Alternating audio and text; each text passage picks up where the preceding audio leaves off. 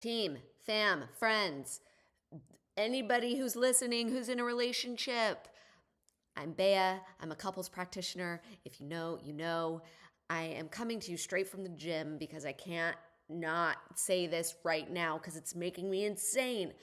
I cannot tell you the number of comments I get on my Instagram that say some version of, well, I tried. Well, every time I say this, they shut down. Well, in fact, somebody just told me the other day, someone literally just commented and was being kind of a dick the other day.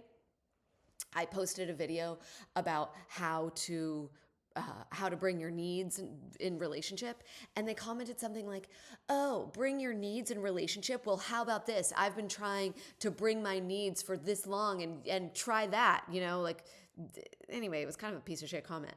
But I will say this: 99.999% of the comments on my page are people who are complaining about their partners. Now, what do we do? Is it just that everybody has ended up in relationships with shitty partners? No, it's actually not your fault either. It's because we live in this culture where, what is going on? This is going to drive me crazy. We live in this culture where we have not been taught relationship skills. So here we are coming out of our families full of fucking trauma, probably. And then you look at Hollywood, you look at rom-coms, you look at Disney, you look at social media, your favorite couple who you're like, how are you so hot? Like, do you ever look like this? Do you ever get out of bed? Do you sleep with your makeup on? You have 7 children and somehow your relationship is still functioning. So it's not really our fault because what we are seeing, what we are watching, what was modeled to us from our families is not real. It's not real. It doesn't exist. It doesn't, well, what does exist is shitty family modeling. That definitely exists. But what is not real is all the other stuff. It's Disney, it's Hollywood, it's social media. And so here we are with really shitty examples. On the one hand, we see our families and we're like, wait a second, that's not what I want. I definitely don't want to sign up for that. That, like, slamming doors shut and screaming and then never making up and drinking all the time and then being nice because you're so drunk, but then being super kind of angry and annoying when you're hungover, and then you as a kid don't know what to do, so you're being hyper vigilant and you're like, ah. And then on the other hand, you have Disney and you're like, wait a second, but this is all I want. This is what I've been dreaming of. Can I? What if I just... And we don't have the skills to get there. This is the problem. There's this huge gap between what we see, what was modeled to us, what we experienced, and then what we see. There's this huge gap. And in between, what does it turn us into? A bunch of blamers, a bunch of people who are like, well, my partner sucks. Well, I tried this one time and it doesn't work because my partner's kind of a dick. And that might be true. You may have gotten into a relationship with a dick. But if that's true, then almost everyone married a dick. And there's nobody else to be in a relationship with at this point. So I don't know, we're all fucked, or we all just self-pleasure for the rest of our lives and never have a relationship, or we end up in relationships with our best friends. I don't know what we do if that's the case. But what I'm arguing is that that's not the case. That's actually not the case. We didn't all marry dicks. So here's what we need to work on.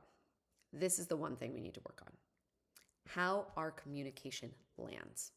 We are responsible for how our communication lands with our partners.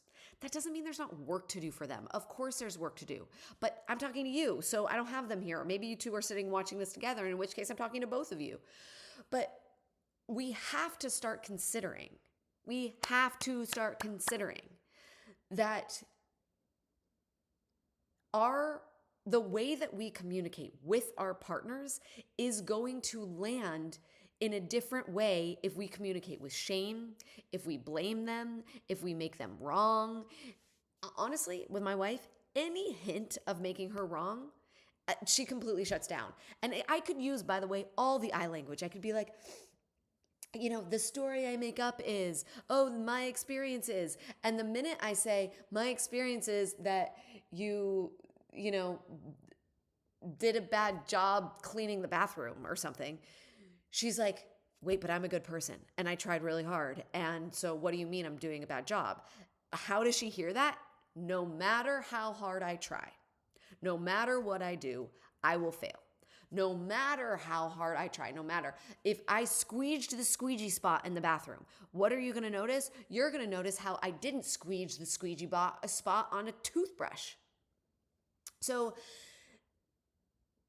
we have to understand that when we point any amount of blame, even if it's small, and actually a lot of times we do this, we'll do it in like a really we do it kind of like we'll hide it by being like, well, but by being kind of covert about it, right? Like, oh, if only you would have called me, on your way home, then maybe I wouldn't have been mad that you were late.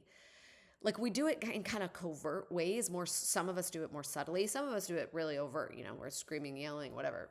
And some of us just make our partners wrong without even realizing we're doing it. Why? Not because we're bad people, but because we have never learned, because there are no models. And so what do you do here? Okay.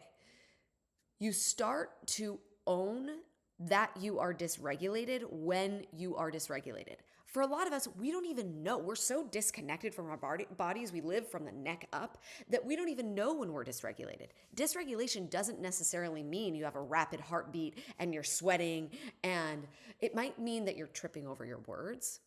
It might mean that you're talking really quickly and you just need to get your word out. It might mean that you go completely numb, that you feel nothing.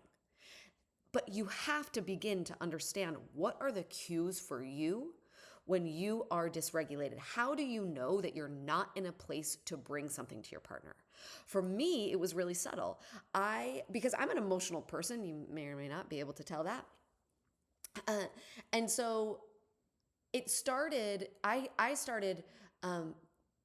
it was confusing for me actually to understand what my dysregulation looked like, because it wasn't necessarily, sometimes it was that I was crying, or sometimes that I was really angry, but actually the form of my go-to dysregulation is fawning.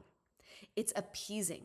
It's not wanting my partner to be mad at me. So if she says something to me, my initial response will be, oh my God, I'm so sorry. I didn't mean to do that. Like, oh, you didn't watch the foster puppy. We have a foster puppy right now. Oh, you didn't watch the foster puppy and there's pee over there. And my initial response is like, oh my God, how did I miss watching the puppy? Not like, hey, let me just take a beat here. What's actually mine to own, right? But if I am bringing something to her from a place where I'm appeasing, where I need her to understand my perspective, and if she doesn't understand my perspective, I'm going to have a meltdown. If I don't know that what I do is go numb, then I'm going to bring something her in a way that maybe I think I'm regulated, but the second that she then speaks back to me and it's not something I want to hear, then I'm going to completely melt down, right? I'm going to and my meltdown might look like, oh, no, you're totally right. Yeah, I shouldn't have brought it to you in the first place. That's me. So we have to start understanding step number 1, that we are dysregulated. What does our dysregulation look like, sound like, feel like in our bodies? For some people, it's going to be, I start to talk really fast. For some people, it's going to be like, I don't use my breath. For some people, it is going to be kind of sweating. For some people, it's going to be automatically defending themselves. But start in the body. Start in the body. What does my body feel? We are a culture who lives really here. We don't get into our bodies. And when we slow down enough to be like, okay, wait a second, what just happened? Oh, I had flutters in my stomach. Oh, wait, I realized that my tight was chest, a little bit dyslexic. My chest was tightening, right? You start to understand like, okay, wait a second, this is what happens in my body before I speak up. So the first thing to do is to shut the fuck up. Shut the bleep up.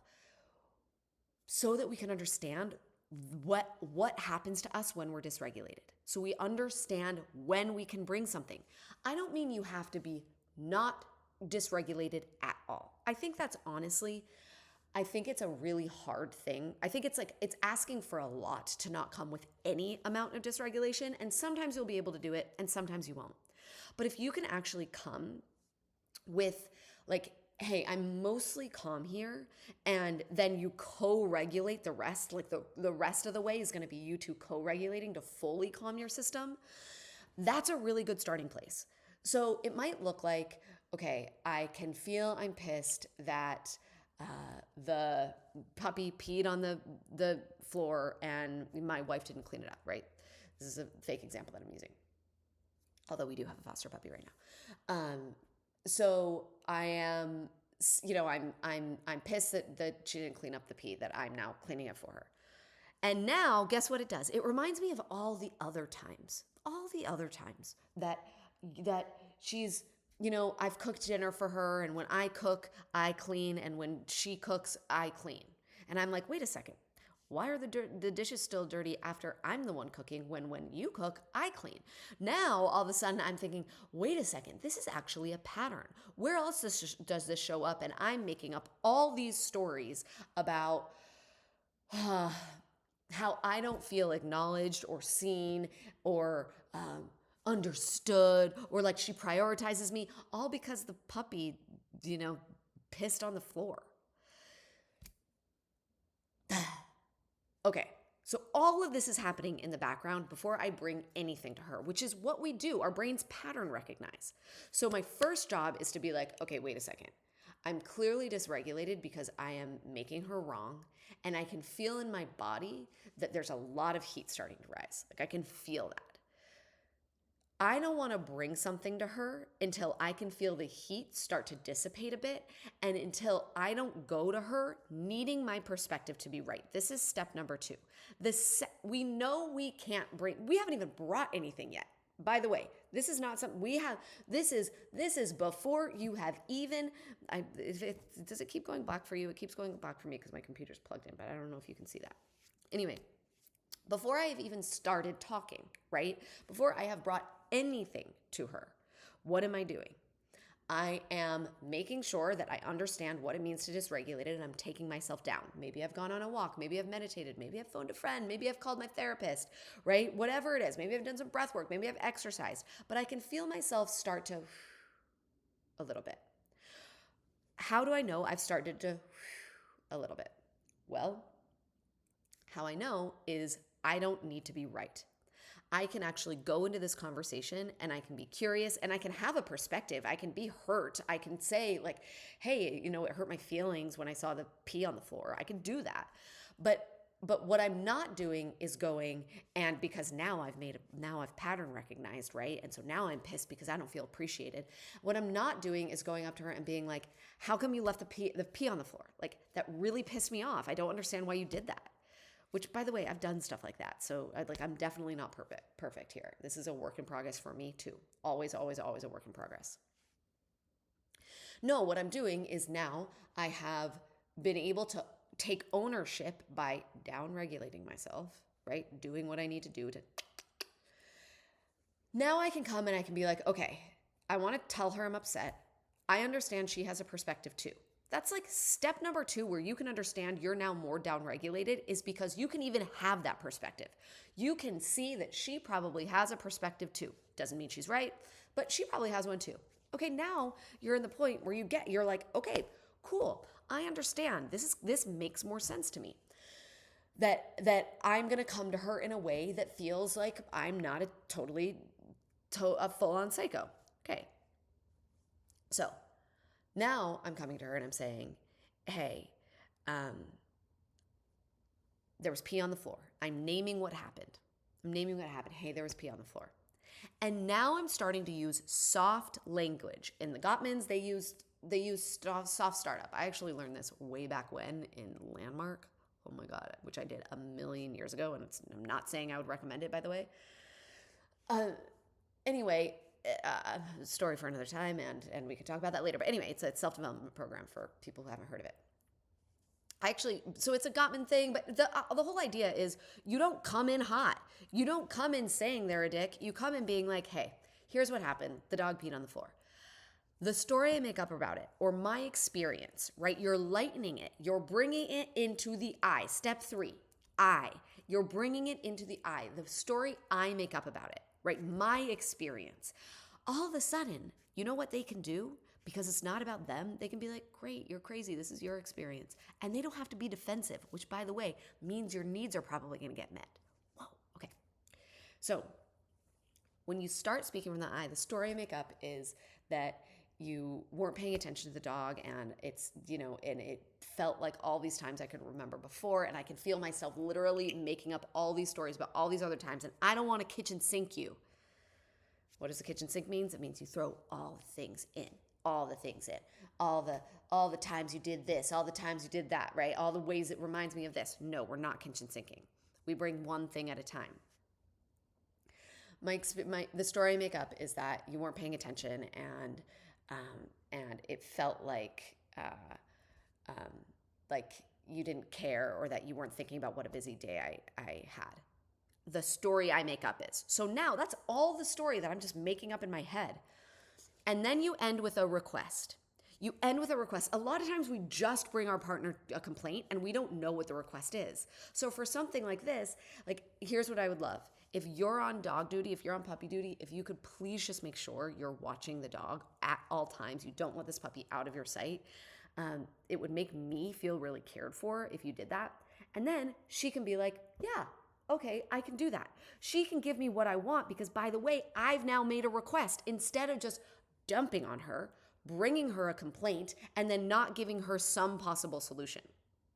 So this is there's a lot of nuance here that I'm missing. I understand that, but I had to just get on because it's making me crazy how many comments I'm getting about everyone blaming their partners. This is a way that you can take responsibility for your communication.